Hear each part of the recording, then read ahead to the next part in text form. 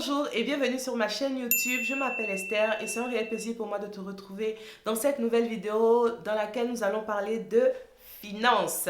Avant d'aller plus loin, si tu n'es pas encore abonné à ma chaîne, je t'invite à le faire et à cliquer sur la cloche pour ne rater aucune de mes vidéos. Je t'invite aussi à me suivre sur Instagram où je partage vraiment beaucoup d'expériences au jour le jour et où je suis vraiment très active.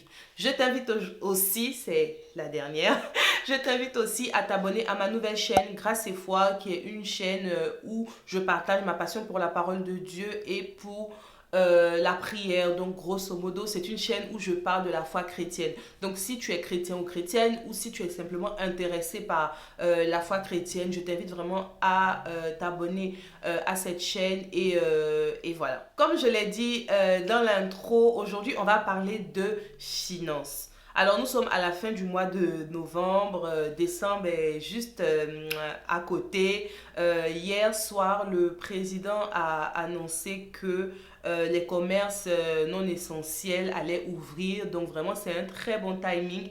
Pourquoi? Parce que nous allons tous commencer, en tout cas pour ceux comme moi qui sont à la bourre, nous allons commencer à faire nos courses de Noël. Et c'est justement par rapport à ça en fait que j'ai décidé de faire en fait cette vidéo sur les finances. J'avais prévu la faire un peu plus tard en décembre, mais finalement je me dis c'est mieux de la faire maintenant en fait. Pourquoi? Parce qu'en décembre en général on dépense beaucoup à cause des fêtes et tout ça, les cadeaux, la nourriture, la décoration et en général on se fait aussi beaucoup de soucis, surtout pour les familles où voilà on n'a pas beaucoup de revenus. Donc je me suis dit que ce serait sympa quand même de faire une vidéo avec quelques astuces en fait pour aider toutes les familles. Donc quand je dis famille, ça fait partie d'une personne, donc un étudiant, etc.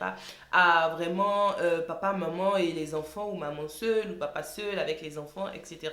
Donc je me suis dit que ce serait sympa de partager avec vous en fait des astuces qui moi m'ont aidé et continuent de m'aider en fait, parce que il fut une époque où vraiment on n'avait vraiment pas de revenus et il fallait gérer avec ce qu'on avait. C'était pas beaucoup et il fallait gérer. Par la grâce de Dieu on a pu vraiment gérer jusqu'à arriver là où nous sommes aujourd'hui en fait. Voilà, aujourd'hui on continue en fait aussi de mettre ces trucs là à profit. Et je me dis, même quand tu es riche, il y a certaines choses avec lesquelles tu dois faire attention. Donc voilà, je partage avec vous aujourd'hui quelques astuces qui vont vous permettre de joindre les deux bouts, non seulement pendant la période des fêtes, mais aussi pendant toute l'année en fait, qui vont vous faire économiser quelques euros, qui vont vous faire économiser vraiment beaucoup d'argent aussi parfois, et vraiment pouvoir bien vivre malgré vos faibles revenus. La première astuce, c'est vraiment quelque chose de très simple, c'est arrêter de vous comparer aux autres. Je crois que j'en ai parlé dans une vidéo quand même au cours de l'année, mais vraiment arrêtez de vous comparer aux autres, parce que pour moi c'est le poison numéro un en fait qui vous empêche vraiment de vivre bien malgré ce que vous avez en fait, ok. C'est vraiment la première chose. Aujourd'hui, à l'ère des réseaux sociaux, tout le monde se compare à tout le monde et surtout tout le monde montre à tout le monde qu'il a une belle vie, alors que peut-être dans le secret ce n'est pas le cas. Et même si c'est le cas, même si tu vois que cette star là elle a beaucoup de voitures, elle a une belle maison, ses enfants ont tous les jouets du monde, tu n'es pas obligé en fait de faire comme elle. Je sais que c'est très difficile en fait de ne pas se comparer, parce que limite Instagram en fait c'est comme un miroir. C'est comme un miroir en fait qui nous fait voir ce qui ne va pas sur nous par rapport à ce que les autres ont, ok. Mais ce n'est pas censé être comme ça. Ce n'est pas censé être comme ça. Et je me dis simplement, il faut qu'on arrête de se comparer. Beaucoup de personnes ont du mal à vivre bien épanoui avec ce qu'ils sont, parce que tous les jours ils estiment que les autres ont toujours plus qu'eux. Peut-être ce n'est même pas juste que tu estimes, effectivement peut-être beaucoup de personnes ont plus que toi, mais qu'est-ce que tu vas faire en fait? Qu'est-ce que tu vas faire? Juste accepte la saison dans laquelle tu es et prends les bonnes décisions en fait qui s'imposent à ta situation. Et tu ne sais pas d'où les gens sont venus, comment ils ont fait pour avoir cet argent, tu ne sais pas quel travail cela a demandé, tu ne sais pas forcément à quel point ils étaient aussi pauvres dans le passé et aujourd'hui ils ont ça en fait. Donc n'envie personne, ne te compare à personne et suis ton propre chemin. La deuxième astuce véritablement est liée à la première, c'est simplement apprends à vivre avec ce que tu as. On veut tous, en fait, le meilleur, ok? Même pour nous, les parents, on veut tous le meilleur. On veut tous pour le meilleur pour nos enfants. On veut la meilleure chambre, la plus belle, la mieux décorée. On veut les vêtements les plus beaux, parfois les plus chers. On veut tout ce qu'il y a de meilleur pour nos enfants et c'est légitime. Et avec les fêtes de Noël, c'est vraiment légitime. On veut un très beau cadeau pour nos enfants, etc. Mais il faut se dire que on n'a pas forcément les moyens que ma sista d'à côté en fait a. Elle peut offrir, je sais pas moi, un gros vélo à son enfant parce qu'elle a les moyens et on bénit Dieu pour sa vie. Moi, je ne peux pas, je ne vais pas me sentir gênée de ne pas pouvoir offrir ça à mon enfant. Je ne vais pas me sentir gênée de ne pas pouvoir acheter ça. Ça fait mal en tant que parent, ok? Ça ne veut pas dire qu'on va pas prendre de solution. Je reviendrai plus bas. Ça ne veut pas dire qu'on ne va pas prendre de solution pour changer. Non, mais pour l'instant, on apprend à vivre avec ce que nous avons. Le Noël dernier, en fait, lorsque je faisais mes courses, on s'est rendu compte qu'on n'avait pas d'argent. On n'avait pas beaucoup d'argent. Clairement, on n'avait pas beaucoup d'argent. On avait juste de quoi acheter, de quoi faire un bon repas. Ok, donc on a privilégié ça. Je n'avais pas décoré la maison. J'avais juste acheté un petit sapin à Jiffy là, à je pense 4 euros. 4 euros. Un petit sapin et tout ça. Je me suis dit, bon, juste pour mettre un peu quelque chose de festif, j'avais mal à l'intérieur de moi. J'avais mal. Mais à la fin, je me suis dit, finalement, c'est ma saison. C'est la saison où je suis en ce moment. Je profite tout en essayant de changer les choses à mon niveau, de voir comment je peux changer les choses en fait. Donc, je me rappelle qu'à Jiffy, quand j'ai pris mon fameux sapin, je n'avais pas acheté de cadeau pour Mathis. Mais genre, zéro cadeau. Zéro cadeau et j'avais vraiment le cœur brisé. Il me restait 10 euros. 10 euros en décembre, un 24 décembre, vous comprenez que c'est un peu intense quand même. 10 euros un 24 décembre, c'était chaud. Et je passais dans les rayons en train de me dire vraiment, Seigneur, là je suis vraiment triste, je peux pas offrir de cadeau à mon fils. Et là, je tombe sur une guitare. Je tombe sur une guitare, vous savez les guitares des enfants là. Donc j'appuie dessus, je vois que la guitare elle fait un bruit de ouf. Bing, bing, bing, bing, bing. Dans le magasin, tout le monde me regarde. Je dis, ah, c'est pas mal et tout. Ce serait bien, Mathis, elle va aimer ça et tout ça. Donc je regarde le prix, je vois c'est 9,99. Et moi, j'avais 10 euros. Donc c'est cette guitare-là qu'on a prise jusqu'aujourd'hui. L'enfant joue avec tous les jours. Mais lui, il n'a pas calculé, c'est pas assez cher, c'est que 10 euros. Mais mon enfant, il était content et j'ai fait les choses selon mes moyens. Je ne suis pas allée m'endetter juste pour offrir un cadeau à mon enfant en fait, sachant qu'en général lui-même il savait même pas que c'était Noël, c'est moi qui étais agitée mais lui il savait pas. Et c'est pareil en fait pour les mariages, vous voulez vous marier mais vous n'avez pas d'argent, vous n'avez pas d'économie, pourquoi allez vous endetter, prenez un crédit pour vous marier, sachant que les gens ils vont finir de manger, ils vont aller vous critiquer après. Je sais que nous on veut une belle fête, mais souvent là aussi il faut être sage en fait. Vous n'avez pas d'argent, ne faites pas la grande fête. N'allez pas prendre des crédits en fait, sachant que ça veut dire que vous allez rentrer dans votre mariage avec déjà des dettes faites. Ça se fait pas, ok? Vous n'avez pas d'argent. Si vous avez ces 1000 euros que vous avez pour votre mariage, utilisez vos 1000 euros. Achetez-vous de beaux vêtements. Allez signer à la mairie. Demandez à votre pasteur de bénir votre mariage et c'est tout. Ce qui compte là, c'est l'acte. Si demain vous pouvez faire une grande fête, faites-le. Mais sinon, si vous n'avez pas d'argent, vivez simplement selon vos moyens. Troisième astuce, budgétiser. C'est vraiment la base. Dès que vous recevez un revenu, que ce soit la CAF, que ce soit une aide, que ce soit quelque chose que quelqu'un vous donne, que ce soit même le fruit de votre travail, vous avez fait un truc, vous avez eu un peu d'argent, budgétisez. Ne vous dites jamais, on va vivre comme ça. Non, si c'est 100 euros, établissez, prenez une feuille de papier, établissez vos dépenses. Avec ces 10 euros là, avec ces 100 euros là par exemple, on a 10 euros pour le lait de bébé, 10 euros pour les couches, on va mettre 30 euros pour l'électricité, etc.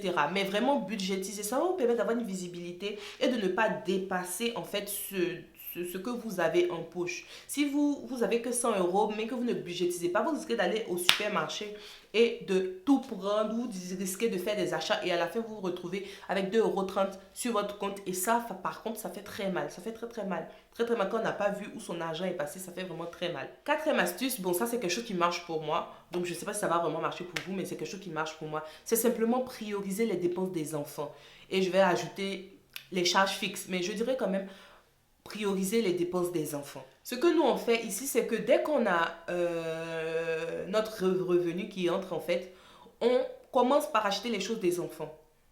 C'est-à-dire, on a établi la budgétisation, mais on commence à acheter les choses des enfants. C'est-à-dire qu'on va acheter des couches, on va acheter les lingettes, on va acheter le lait et les goûters. Une fois qu'on a acheté ça, on est beaucoup plus tranquille parce qu'on sait que pour nos enfants, c'est bon. Ils ont tout ce dont ils ont besoin, en tout cas pour le mois ou pour la semaine. Ça dépend de quand est-ce qu'on fait les courses.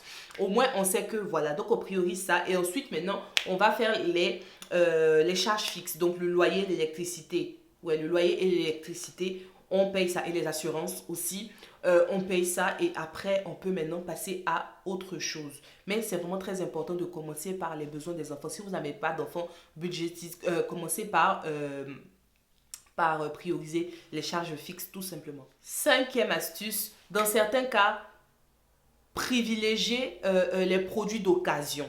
Donc, notamment pour les meubles et l'électroménager. Donc, Le Bon Coin, Marketplace, Vinted aussi. Il y a vraiment, en fait, beaucoup d'occasions, beaucoup de bonnes occasions. Nous, on sait que notre cuisinière, on l'a achetée sur Le Bon Coin à 100 euros, alors que c'est une cuisinière de très bonne marque et tout. Donc, 100 euros et elle fonctionne très bien. J'ai acheté mon meuble télé sur Le Bon Coin aussi. Voilà, il y a deux, trois choses qu'on a achetées sur Le Bon Coin, voilà. Et comme j'ai dit, c'est pas tout le temps, hein, c'est pas pour tout. Si vous avez de quoi acheter un truc neuf, allez-y. Mais sinon, si vous voulez meubler votre maison facilement, achetez les choses d'occasion. Il y a parfois de très, très belles occasions, de très, très belles opportunités et il ne faut pas cracher dessus en se disant, ah, c'est quelqu'un d'autre qui a déjà utiliser, mais ça va te revenir moins cher et tu auras ce dont tu as besoin en fait. Parfois, il faut juste mettre par exemple un coup de peinture ou bien juste bien nettoyer et tout ça. Ah ben tiens, mon bureau par exemple, je l'avais partagé la photo sur Instagram, je l'ai acheté à 20 euros. 20 euros alors que le neuf de ce bureau, il coûte 80 euros à Ikea. Et c'est le neuf que je voulais, mais pendant plusieurs mois, j'ai pas pu l'acheter parce que 80 euros pour un bureau, à l'instant là, ce n'était pas possible. Mais je l'ai eu à 20 euros parce qu'il y a une amie, une amie de ma fille, Malika, je te fais un big up au passage. Donc voilà, il y a l'amie de ma fille qui déménageait et elle voulait vendre son bureau. Elle me l'a vendu à 20 euros. Franchement, c'est-à-dire j'ai économisé 60 euros. Le bureau, il est dans un très bon état. Mais je suis toute contente en fait. Donc comme je dis, dans certains cas, privilégier des choses d'occasion, ça va vous faire vraiment beaucoup, beaucoup économiser. Sixième astuce, guettez les soldes, les rabais, réductions, bons de réduction, tout ça, c'est très, très important. En fait, ne vous dites pas, en fait, soyez assez humble pour vous dire que ce n'est pas une histoire de ça, c'est pour les pauvres. Non, c'est pas pour les pauvres. C'est pas pour les pauvres. Même il y a des personnes qui sont bien financièrement, mais qui utilisent les codes promo, etc. Donc, quand vous rentrez normalement dans les magasins, en tout cas ici, il y a un endroit où il y a des catalogues avec les réductions du moment, etc. Prenez ça, c'est très important en fait. Prenez ça, guettez sur les packaging, mais parfois on te met moins 50%, off du mois, off de la semaine, c'est très important. Ou même les cartes de fidélité. Voilà, moi je sais que nous, on a une carte de fidélité Auchan parce que c'est le magasin où on fait nos courses. Et sur cette carte, tu peux faire une cagnotte en fait. Donc tu peux te créditer quelques euros. Et je sais qu'un jour, on était arrivé même jusqu'à quand même... voilà, on était dans les... Au moins 20, non, 10 euros, etc. Croyez-moi, 10 euros sur une carte, ça change tout. Dans ces mois où vraiment vers la fin, ça commence à serrer un peu, 10 euros, tu peux t'acheter des choses pour une semaine. Ok, donc voilà, bon, je dis 10 euros, tu peux acheter une chose pour une semaine. Je sais que pour certains, c'est impossible. Si vous voulez que je fasse une vidéo sur, par exemple, comment faire des courses de toute une semaine avec 30 euros, je l'ai déjà fait. Je peux faire une vidéo dessus, c'est quelque chose que j'aime bien faire. Et puis voilà. Donc voilà, 10 euros sur une carte de fidélité, franchement, ça t'aide à faire beaucoup de courses hein, pour une semaine. Donc vraiment, ne crachez pas dessus, c'est vraiment très, très, très important. Si vous n'avez pas encore de carte de fidélité pour le magasin où vous êtes, je vous invite vraiment à en prendre une. Ça va vraiment, vraiment, vraiment vous aider. Vraiment, vraiment vous aider. Septième astuce, toujours faire une liste avant d'aller au supermarché. J'en ai parlé brièvement au début. Toujours faire une liste, sinon on finit par acheter tout et n'importe quoi. Et en fait, on passe à côté en fait, de ce qu'on était censé acheter réellement. Et à la fin, on se retrouve à avoir fait des achats inutiles et de ne plus avoir d'argent en fait. Donc ce n'est pas du tout ce qu'on veut. Huitième astuce, si possible, achetez les produits en gros.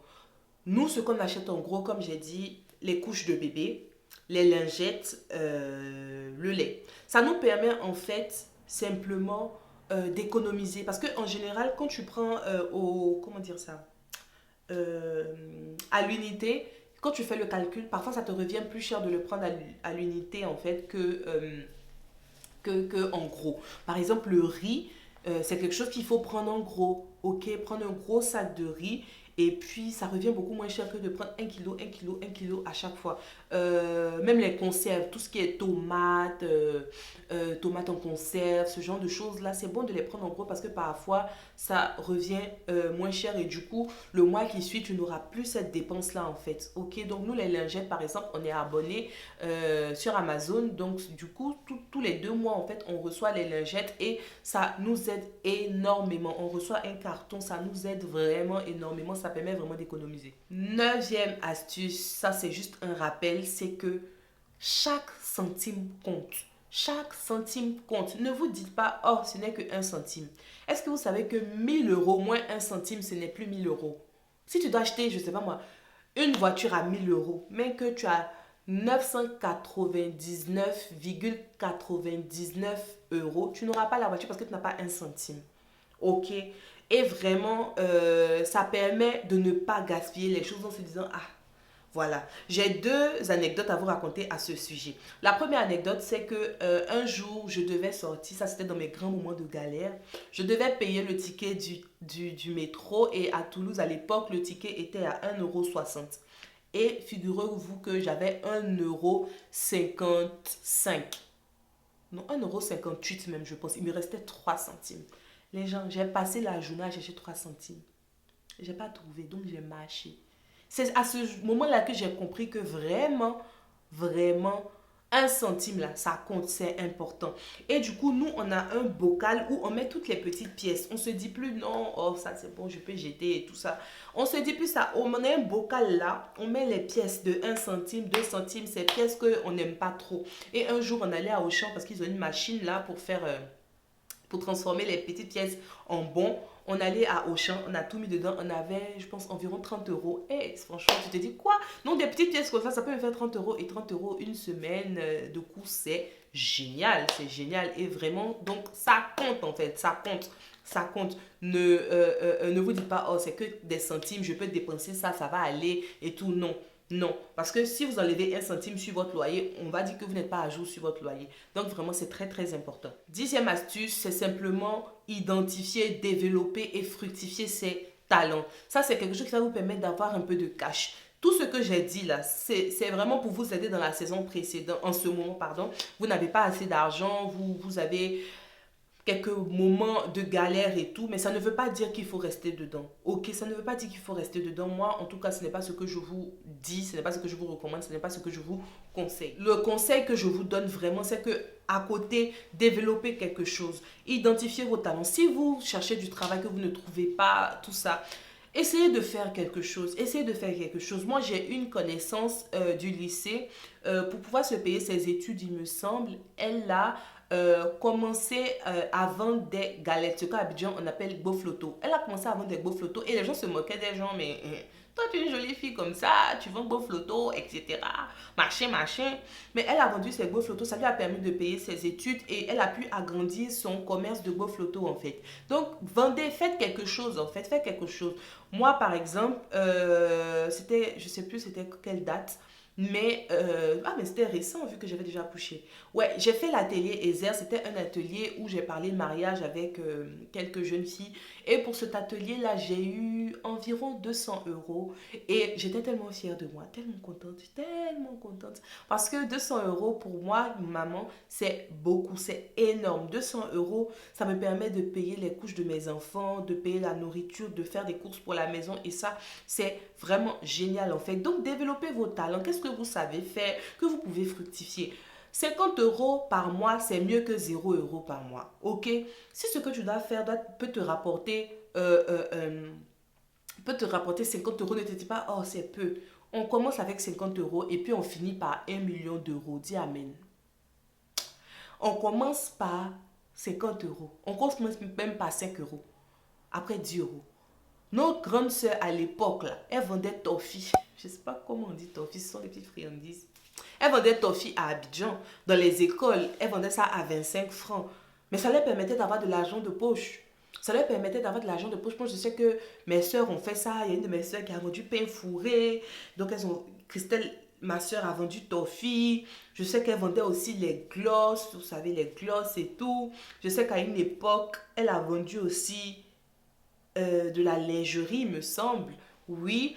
Nancy, elle a vendu... elle vend même des jouets. Alors qu'elle travaille, hein, elle vend des jouets. Il y a une autre de mes grandes soeurs qui est, comment on les appelle, prothésiste ongulaire. Voilà. Donc en fait, vraiment, il y a quelque chose on peut tous faire quelque chose. On peut tous faire quelque chose. Ça peut être la nourriture. En général, la nourriture, c'est un peu plus facile à faire. En tout cas, je vais dire surtout en africain. C'est des choses assez faciles à faire, ok? Proposer des bouteilles de bissap à vendre. Et tout là, ce sont des idées que je vous donne. Proposer des idées proposer du bissap aux gens, proposer des beaux photos aussi, même préparer un loco pour quelqu'un là. Il y a des gens qui sont prêts à payer pour ça.